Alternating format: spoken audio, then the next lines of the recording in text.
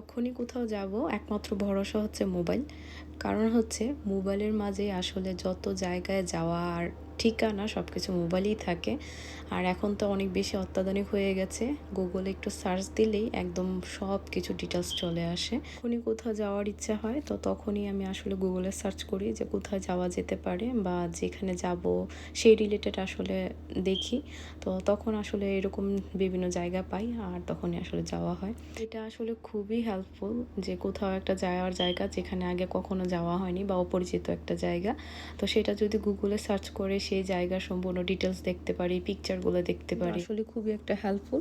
তো ওই দিন আসলে বিকেলে হঠাৎ করেই ভাবছিলাম যে অনেক দিন ধরে বাইরে যাওয়া হচ্ছে না, তো একটু ঘুরে আসি বাইরের থেকে। তো তাকে বললাম, তো সে বললো যে চলো তাহলে কোথাও থেকে কিছু একটা খেয়ে আসি। তারপর সার্চ করলাম গুগলে, তো অনেক কিছুই দেখাচ্ছিল। তারপর পছন্দ হলো এই রেস্টুরেন্টটার। তো পছন্দ হওয়ার পর বেরিয়ে পড়লাম। আর এটা খুব কাছাকাছিই ছিল, কিন্তু যাওয়ার পরে যে জায়গাটা আসলে যে দোকানের জন্য সার্চ করেছি সেই দোকান ছাড়াও এখানে অসংখ্য দোকান ছিল। আর পরিবেশটা এত সুন্দর ছিল, খুবই সুন্দর। তো চারিদিকটা আসলে ঘুরে দেখলাম। তারপর এই তো চলে গেলাম একটু খাওয়া দাওয়া করতে। আর এটা মূলত ছিল একটা ব্রেডের দোকান। আর এই তো বিভিন্ন ধরনের ডোনাট, কেক, ব্রেড সব কিছু ছিল। আর সবচেয়ে ইয়ামি ছিল এই স্যান্ডউইচটা।